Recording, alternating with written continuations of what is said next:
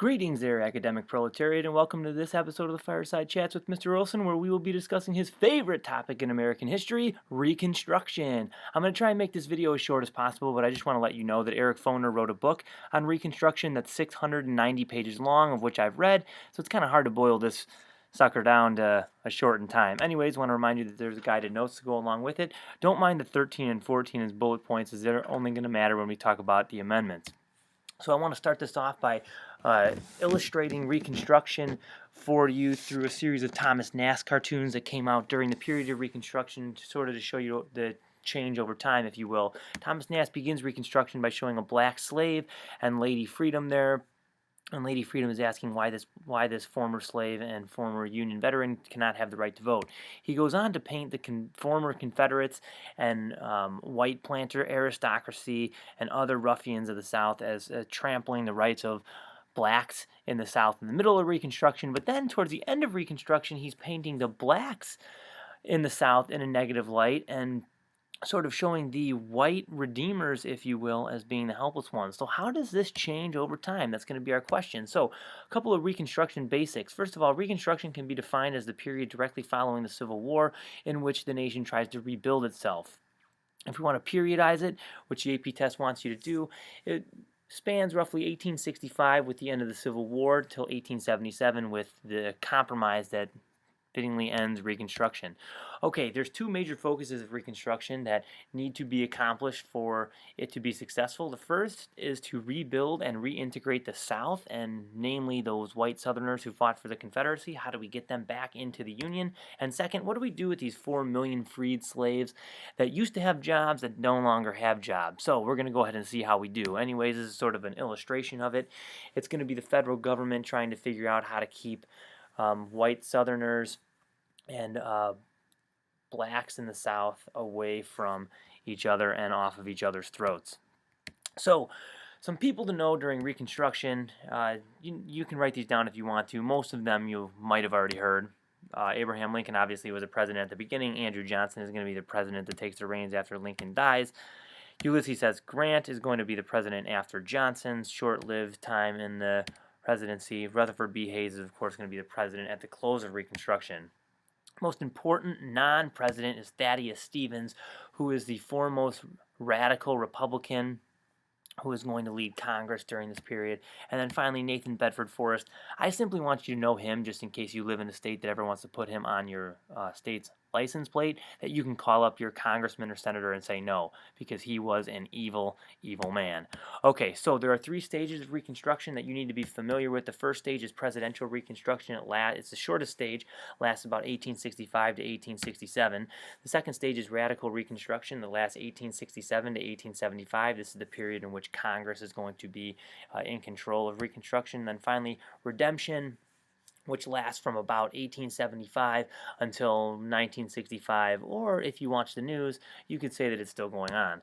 Okay, so here we go. We're going to start with presidential Reconstruction. Presidential Reconstruction starts before the Civil War is over, as Abraham Lincoln starts to piece together a plan for what to do after the war is over. His plan becomes what's known as the 10% plan, in which 10% of voters are going to take an oath of loyalty to the Union, and Confederate states are, that Confederate state that has 10% of its former Confederate population taking an oath of loyalty will be readmitted. In addition to that, states had to ratify the 13th Amendment unquestionably, which abolished slavery. So I want you to take a minute, pause me, and go ahead and think, is this a lenient plan or is this a strict plan? And go ahead and provide an explanation for yourself. Pause me and answer now. If I were answering this question, I would say that it's a pretty lenient plan, only asking 10% of the former Rebs to sign on to be in the Union. That's pretty lenient. But, Abraham Lincoln has a lot of charisma and has a lot of confidence, and he really wants to get this nation put back together fast. Also, Lincoln creates or initiates the creation of an organization sponsored by the federal government called the Freedmen's Bureau. This is a federal agency that is tasked with aiding freed slaves and sort of minimizing conflict between white Southerners and those former slaves. So the Freedmen's Bureau is going to go down to places in the South where there is particularly bad relations, and it's going to try and ease them over. It's going to provide freed slaves with schooling. It's going to provide freed slaves with jobs, information with how to integrate into society. Anyway, it's going to be short-lived. We'll talk about why in a second. So things seem to start off well. It seems like most Southern governments are going to cooperate with Lincoln's plan. The Freedmen's Bureau is going to get freed slaves on the path to being integrated into society. But then John Wilkes Booth kills him. And then we get Andrew Johnson, who has to be the worst man in American history. So, a couple of things to know about Andrew Johnson. One, he hates black people, and two, he hates rich white Southerners, the two groups that need to be reintegrated into society. Funny how that goes. What a winner. Probably the worst person that could have been president at this time. So here's Andrew Johnson's plan. He's going to grant amnesty to poor and middle-class whites throughout the South. So he's basically going to say, you fought with the Confederates? It's okay. If you're poor and middle class, we're not that worried about it. You're going to be fine. We'll look after you. He's going to require rich Confederates to write him and beg him for forgiveness. So the states are going to be readmitted if they revoke secession and abolish slavery. Is this plan lenient or harsh? Go ahead and pause me and think about it for a second. I hope you said it's lenient, because all the rich Confederates have to do is write him and beg for forgiveness. So it takes on the look of something like this. All they have to do is say that they're sorry, and they get all their land back. Ugh. Doesn't make much sense to me, but it made sense to him. Anyways, the ex-Confederates take him up on the deal. They get their land back, they get their power back, and they take back over the Southern governments, where after they regain their land, they institute black codes, which are codes that are pictured to the right here, that are basically slave codes, just with the word slave replaced with the word Negro. Oh, Andrew Johnson, you are horrible. Anyways, Congress attempts to try and help these freed slaves because they realize that the president's not going to do it. They renew the charter for the Freedmen's Bureau. Johnson vetoes it. They pass the Civil Rights Act of 1866, which grants equal rights to freed slaves. Johnson vetoes it. Congress is, for the first time in American history, going to override the presidential veto here, which begins the showdown between Congress and the president. And then finally, Congress introduces the 14th Amendment, which is like a more defined version of the Civil Rights Act of 1866. And guess what? Johnson campaigns against it. Anyways, it's adopted against his will in 1868, and the Constitution kind of falls on Johnson and squishes him. He's not reelected for the presidency, as you can probably imagine. Anyways, since people in Congress realized that Andrew Johnson was kind of an idiot when it came to Reconstruction, they take the power into their own hands and start what is called radical Reconstruction. So because Johnson allows the South to sort of gain too much power, Congress needs to take the lead. So Congress, being in charge of Reconstruction, is going to be led by a group that become known as the Radical Republicans. Radical not because they're bad, radical because they are different than any other Congress that had ever met before. They're going to be spearheaded by two people who are worth knowing, Thaddeus Stevens and Charles Sumner. All right, so radical Reconstruction and the Radical Republicans' plan works like this. They passed the Reconstruction Act of 1867, which organizes the South into 5 military districts, pictured below. They need the Army to watch over them because they can't behave on their own. So, send the Army down there and force the South to behave at gunpoint. There's new readmission policies. In addition to adopting the 13th Amendment, states must also adopt the 14th Amendment. Okay, so radical Republicans radically make radical changes, which is why they get the name radical. They institute the 13th Amendment, which abolishes slavery. They institute the 14th Amendment, which defines citizenship to include freed slaves and prohibits states from denying these rights. And it institutes the 15th Amendment, which gives former slaves the right to vote. Now, that's going to make women like Susan B. Anthony furious because they're left out of that 15th Amendment. But at least for freed men, it's a step in the right direction. Now, I want to stop and just make a point here that this is a radical constitutional change. Never before had black Americans been given these kinds of rights. So for this to have happened is monumental. Make sure that you are familiar with this change. Okay, the 15th Amendment allows Republicans to gain control in the South because Black voters, since they're voting in large numbers now, see Abraham Lincoln's party as the party that is their friend, that they start to vote for those Republicans. So we are going to see two groups that come to fruition here. One is scalawags, which are Republicans in the South that basically take advantage of the fact that the Democrats are out of power. And then second are carpetbaggers, which are Northerners that moved to the South to capitalize on Reconstruction. Since the South had been largely destroyed during the Civil War, there's an opportunity for building and whatnot. So some Northerners move south in order to capitalize on that Reconstruction. They start things like brick companies, building companies, road companies, and they make a little bit of money off of it. Anyways, this picture illustrates how Southerners saw carpetbaggers. They were villains. Southerners did not enjoy the existence of carpetbaggers. Okay, in addition, that 15th Amendment radically changes the political landscape of the South, because these large black these black populations that are voting start to vote in their own people. So pictured here in the bottom right-hand corner of the screen are the first colored senators and representatives to be voted in the South during Reconstruction. As you can see in the map, it shows you by state the members in the state legislatures during Reconstruction. You can see that South Carolina, Louisiana, both states that have a large black population, voted in a number of black congressmen. So now when these black congressmen get in, they support laws and they support ideas that are made to help freed slaves, like public education, internal improvements, things that will make the lives of these freed slaves a little bit better. Now, after this success that they have, white Southerners are going to keep fighting to regain their power, and it's going to start a period of Reconstruction known as redemption. Now, to redeem something means to get it back, and so white Southerners are going to aim to get it back during this period.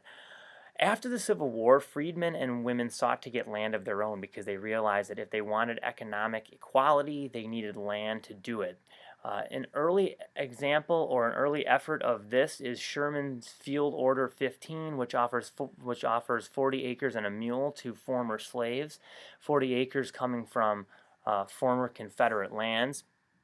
And while Johnson's policies eventually gave land back to the white Southerners, that leads to a period of sharecropping in which former slaves are hired on as laborers on the same plantations that they worked on before. It's just that the huts are spread out a little bit. So if you look at this picture, it shows you a plantation in 1860, that the slave quarters are all sort of lumped together right here. And then in 1881, they're just spread out, and the sharecroppers are given a certain amount of land to work on. Things really don't change with regard to that. Anyways, here's a organizer of how sharecropping works. We've looked at it in class, so if you want to pause the video and take a look at it, you can. Otherwise, I'm going to go ahead and move on. Now, redemption gets really ugly because Southern whites turn to violence to try and undo what radical Reconstruction did. They start groups like the KKK and White League that essentially some argue, as Thomas Nast did in this picture, that it was actually worse than slavery, that the KKK and the White League kept freed slaves in a worse position than they had been under in slavery, constantly living in fear, etc., etc.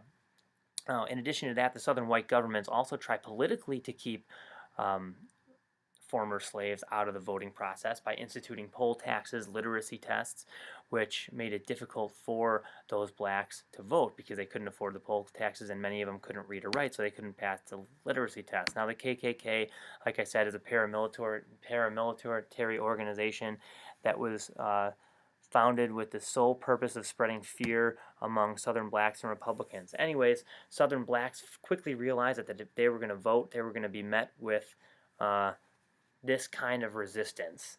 And unfortunately, there wasn't much that was done about it. Now, Congress does pass the KKK Act, or the Force Act of 1871, which cracks down on the Klan in South Carolina. And while this was sort of effective in the short run, at an attempt to curb the power of the Klan. It doesn't hold up over time because Northerners begin to question Reconstruction. They see black governments as corrupt because those black governments were passing laws that instituted high taxes, and Americans don't like taxes, and black governments came to be seen more like this than actually trying to help and provide for the needs of freed slaves. In addition to that, there's an economic panic in 1873, which changes the priorities of Northerners as they start to focus on their money a little bit more than they focus on race relations. And then finally, federal scandals within Ulysses S. Grant's administration take the spotlight off of Reconstruction. People start to worry about the federal government instead of what's going on in the South, if you will. Anyways, this all leads to the undoing of Reconstruction in 1876 when, in the presidential election of 1876, Republicans make a deal to end Reconstruction if their candidate is elected president. And in the election of 1876, it's almost a deadlock. They meet in a backroom deal, and Rutherford B. Hayes is agreed to become the president just so long as the North agrees to pull troops out of the South, which they do, and that is going to end Reconstruction.